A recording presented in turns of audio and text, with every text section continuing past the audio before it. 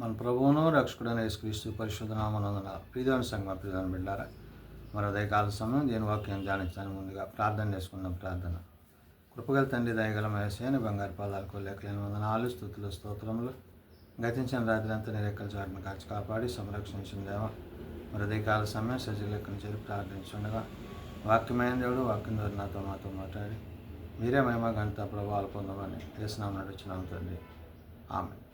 ప్రియమైన సంఘం ప్రియమైన బిడ్డల నిడుదలకు ఏర్పాటు చేయడం దినవాక భాగము ఆది కాండము 25వ అధ్యాయము 12 నుంచి 18 వచనములో ఈ విధంగా రాయబడినవి. ఆది కాండము 25వ అధ్యాయము 12 నుంచి 18 వచనములో ఈ విధంగా రాయబడినవి. ఐగుప్తురాలను శారా దాసియు నైనా హాగరు అబ్రహామునకు కనిన అబ్రహాము కుమారుడు ఇష్మాయేలు యొక్క వంశావళి. ప్రియదేవుని సంగమ ప్రియదేవుని బిడ్డలారా, మరి అబ్రహాము భార్య అయిన శారా వారి వృద్ధాప్యం వచ్చేటప్పటికీ కూడా వారికి బిడ్డ లేకపోవడంతో శారా తన మనసులో మరి అబ్రహాముకు పిల్లలు కలగాలన్న ఉద్దేశంతో తలంచి ఇక్కడ ఎవరైతే హాగర్ అనే ఒక పని మనిషిని ఏర్పాటు చేసుకుంది. ఆమెకు తన భర్తనిచ్చి వారిద్దరిని ఏకం చేసింది. అప్పుడు అబ్రహాము హాగరుతో పోయినప్పుడు అక్కడ కలిగిన కుమారుడే ఈ ఇష్మాయేలు. ఈ ఇష్మాయేలు యొక్క వంశాన్ని గురించి నేడు పరిశుద్ధాత్మ దేవుడు చెప్తున్నాడు. అందుకనే ఐగుప్తురాలను శారాదాసియునైన హాగరు అబ్రహామునకు కనిన అబ్రహాము కుమారుడు ఇష్మాయేలు. అంటే ఇక్కడ దేవుని చేత వాగ్దానం చేయబడ్డవాడు కాదు, కానీ మరి శారా యొక్క నిర్ణయాన్ని బట్టి హాగరును చేసుకున్న తర్వాత ఇష్మాయేలుకు హాగరుకు కలిగిన ఈ వ్యక్తే ఇష్మాయేలు. కాబట్టి ఈ ఇష్మాయేలు వంశావళిని గూర్చి వాక్యం ఏమని సెలవిస్తుంది? ఇష్మాయేలు జ్యేష్ఠ కుమారుడైన నెబాయోతు, కేదారు, అదాయేలు, మిబ్బాము. ఈ మిష్పా దోమాన మాస్ట అంటే హదారు, తేమ, యోతారు, నాఫీషు, కేదామా. ఇవి వారి వారి వంశముల ప్రకారము వారి వారి పేర్లుగా చెప్పబడుతున్నవి.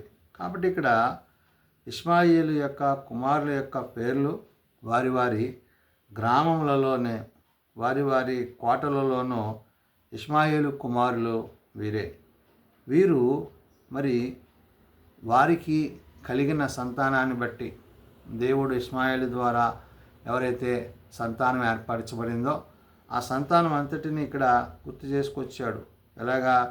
ఇష్మాయేలు యొక్క జ్యేష్ఠ కుమారుడైన నెబాయోతు అంటున్నాడు. అంటే ఇష్మాయేలు కలిగిన ఈ మొదటి సంతానం ఈ నెబాయోతుని గురించి, కేదారు గురించి, అదురియేలు గురించి, మిబ్బాము గురించి, ఈ సంతానం అంతా కూడా ఏమైందంటున్నాడు?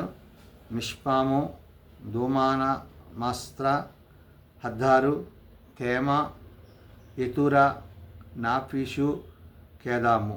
ఈ యొక్క బిడ్డలు అంటే వారికి కలిగిన బిడ్డలను బట్టి ఇక్కడ ఇష్మాయేలు యొక్క సంతానాన్ని దేవుడే గుర్తు చేస్తూ ఇది వారి వారి వంశముల ప్రకారము వారి వారి పేరుల చొప్పున అంటాడు. అంటే ఆయా వంశాలు ఇష్మాయేలు యొక్క వంశం యొక్క బిడ్డల యొక్క ఆ యొక్క స్థితిని ఇక్కడ గుర్తు చేస్తూ అంటున్నాడు. వారి పేర్లు చొప్పున ఇష్మాయేలు కుమారుల యొక్క పేరులు అంటున్నాడు. అంటే ఇవన్నీ కూడా ఆ ఇష్మాయేలుకి కలిగిన సంతానంగా దేవుడు ఇక్కడ వివరిస్తూ అక్కడ అంటున్నాడు, వారి పేరు చొప్పున ఇష్మాయేలు కుమారుల యొక్క పేర్లు వారి వారి గ్రామములలో అంటున్నాడు. అంటే ఏదైతే వారు నివసిస్తున్న ప్రదేశాలు ప్రాంతాలు ఉన్నాయో వాటిని కూడా ఇక్కడ గుర్తు చేస్తూ వారి వారి గ్రామములలోనూ వారి వారి కోటలలోనూ ఇష్మాయేలు కుమారులు వీరే అంటున్నాడు. అంటే వారి యొక్క నివాసాలు, వారు నివసించిన ప్రదేశాలు, ప్రాంతాలు ఇవన్నీ కూడా గుర్తు చేశాడు. వారి పేర్లు ఇవే. వారి వారి జనముల ప్రకారము వారు 12 రాజులు అంటున్నారు. అంటే ఈ బిడ్డలు ఇష్మాయేలు యొక్క సంతానము మరి వారి యొక్క బిడ్డల యొక్క కుటుంబాలు ఆయా రాజ్యాలు అన్నీ చూసినప్పుడు అవి 12 గా ఉన్నవి అవి 12, వారు 12 రాజులుగా ఉన్నారు అనే విషయాన్ని గుర్తు చేస్తున్నాడు. కాబట్టి ఇక్కడ జనముల ప్రకారము వారు 12 రాజులు అంటున్నాడు. అంటే ఆ 12 మంది రాజులు ఈ ఇష్మాయేలుకు కలిగిన వారిగా, వారి రాజ్య పరిపాలన వారు చేస్తున్న వారిగా ఉన్నారనే విషయాన్ని గుర్తు చేస్తూ ఇష్మాయేలు యొక్క బ్రతికిన దినాలను దేవుడు ఇక్కడ గుర్తు చేస్తున్నాడు. ఏమని?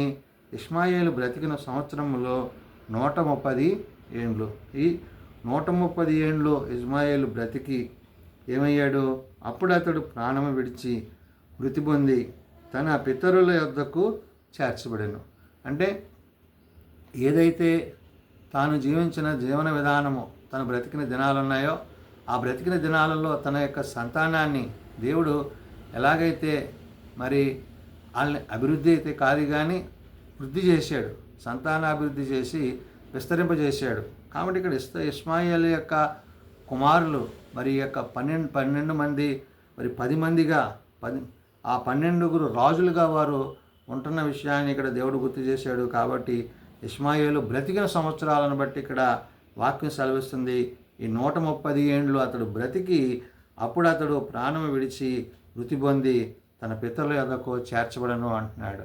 అంటే దేవుడు ప్రతివానిని వారి స్థితిని బట్టి ఆయన వారు ఏ స్థితిలో ఎక్కడుండాలో, ఏ ప్రదేశంలో ఉండాలో, ఏ ప్రాంతంలో ఉండాలో అనేది దేవుని యొక్క ప్రణాళిక ఉన్నదనే విషయాన్ని ఇక్కడ దేవుడు గుర్తు చేసి అప్పుడు ప్రాణం విడిచి మృతి పొందిన తన పితరుల యొద్దకు చేర్చబడ్డాడు.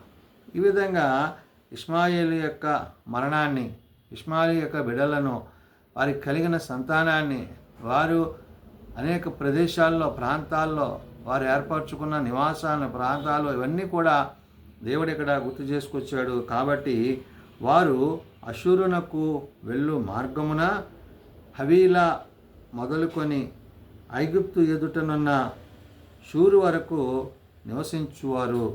అతడు తన సహోదరులందరి ఎదుట నివాసం ఏర్పరచుకొనెను అంటున్నాడు. ఇక్కడ దేవుడు తనకిచ్చిన స్వాస్యంలో, దేవుడు తనకిచ్చిన ఆ దీవెనకరమైన పరిస్థితులు ఏవైతే ఉన్నావో వాటన్నిటిని బట్టి వారు ఈ విధంగా విస్తరించబడి వారు భూమి నిండా మరి వారి రాజ్యాలను ఏర్పరచుకున్న వారుగా ఉన్నారు.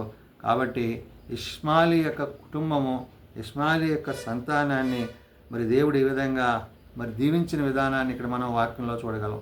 ప్రియమైన బిడ్డలారా, దేవుడు తన యందు విశ్వాసం ఉంచు వారిని, తన యందు నమ్మిక ఉంచు వారిని, ఇక్కడ కేవలం అబ్రహాము యొక్క సంతానము కాబట్టి దేవుడు అబ్రహాము సంతానముగా మరి ఏదైతే ఇష్మాయేలు కలిగిన ఆ యొక్క బిడ్డలందరినీ గురించి కూడా ఇక్కడ దేవుడు వాక్యంలో రాయడం జరిగింది. ఎందుకంటే మరి శారా మరి ఏదైతే తాను తీసుకున్న నిర్ణయం ఉందో ఆ హాగరుని బట్టి మరి అబ్రహాము హాగరు మరి శారా యొక్క నిర్ణయానికి వారి కలిగిన యొక్క కుమారుడైన ఇష్మాయేలుని బట్టి ఈ కుటుంబము, ఈ వంశావళులన్నీ ఏర్పరచబడ్డవని పరిశుద్ధాత్మదేవుడు తెలియజేసిన మాటలు. ప్రార్థన చేసుకుందాం. ప్రేమ నమ్మకం కలిగిన మా తండ్రి, కృప కలిగిన దేవా, నిజమైన ఆయన, నీవు నీ సేవకుడిని బట్టి, నీ దాసుని బట్టి అబ్రహాము యొక్క కుటుంబాన్ని, అబ్రహాము యొక్క సమస్తమైన వాటిని నీవు జ్ఞాపకం చేసుకుంటున్నావు. అయితే నాయన, విశ్వాసులకు తండ్రిగా పిలువబడిన అబ్రహామును నాయన మరి వృద్ధాప్యం వచ్చే వరకు బిడ్డలు లేకపోవడంతో మరి తన సాటి అయిన సహాయం కలిగిన శారా మరి బిడ్డలు లేనందున మరి హాగరు విషయమై అబ్రహామును ఒకటి చేసినప్పుడు వారికి కలిగిన కుమారుడైన ఇష్మాయేలును బట్టి, ఆ ఇష్మాయేలుకు కలిగిన సంతానం అంతటిని బట్టి నీ వాక్యం ద్వారా నీవు సెలవిచ్చావు. కాబట్టి నాయన, నీవు మనుష్యులను పుట్టించి వారిని పెంచి పోషించి వారి యొక్క వృద్ధిని, వారి యొక్క స్థితిని ఆశీర్వదించావు. కాబట్టి నాయన, ఆ విధంగా ఆయన ఇష్మాయేలును మరి తన యొక్క బిడ్డలను కూడా నువ్వు ఆశీర్వదించి వర్ధల చేస్తావు. కాబట్టి నేడు నిన్ను నమ్మిన వారిని, నీ వద్దకొచ్చు వారిని నీవెంత మాత్రమును విడవక ప్రేమిస్తూ నీ ప్రేమ యందు వారిని నిలిపి చూపుతున్నందుకే వందనాలు. కాబట్టి నాయన, మేమును అటు రీతిగా నీ యందు నమ్మిక కలిగి, విశ్వాసము కలిగి నీ ప్రేమ యందు నిలుచుటకు నీ సహాయము మాకు దయచేయండి. మాకున్న బలహీనతల నుంచి విడిపించండి, మాకున్న వ్యాధివాద కష్ట నష్టం నుండి విడిపించండి. ప్రత్యేకించి నాయన, ఆయా పరిస్థితుల్లో హాస్పిటల్స్లో ఉన్నవారిని ముట్టి స్వస్థపరిచి పరిపూర్ణమైన ఆరోగ్యం చేత ఇంట చేర్చి మీరే మహిమ పొందమని అడుగుచున్నాం. చిన్నబిడ్డలు, యవనులు, పెద్దలు, వృద్ధులు ప్రతి వారిని వాని తరగతులు చెప్పని ఆశీర్వదించి దీవించండి. జన్మదినాలు, వివాహదినాలు, కొడుకుల కుటుంబాలను ప్రత్యేకపరచండి. ఇదిగో నాయన, మరి చిన్న పరిచయాలన్నింటిలో మీ సహాయం అనుగ్రహించమని, ఏదైనా పరిచయాల్లో మీరు తోడేయండమని, మీరు అక్కడికే మమ్మల్ని సిద్ధపరచమని యేసునామమున ప్రార్థించి వేడుకొంచున్నాం తండ్రి. ఆమేన్. పరలోకమందున్న మా తండ్రి, నీ నామం పరిశుద్ధపరచబడుగాక, నీ రాజ్యం వచ్చుగాక, నీ చిత్తం పరలోకమందు నెరవేర్చినట్లు భూమి మీద నెరవేరుగాక. మానవ నాడు మాకు దయచేయము. మరి అలా ప్రార్థన చేసిన వారిని మేము క్షమించిన ప్రకారం మా ప్రార్థనను క్షమించు. శోధనలో తేకాల్సులను తప్పించము. రాజ్యము, శక్తియు, మహిమయు నిరంతరం నీవే నా తండ్రి. ఆమేన్. మన పరమతనైన దేవుని ప్రేమ, ప్రభువైన యేసుక్రీస్తు కృప, ఆదరణకర్త అయిన పరిశుద్ధాత్మ సహాయము సదా తోడయండి, సంరక్షించునుగాక. ఆమేన్.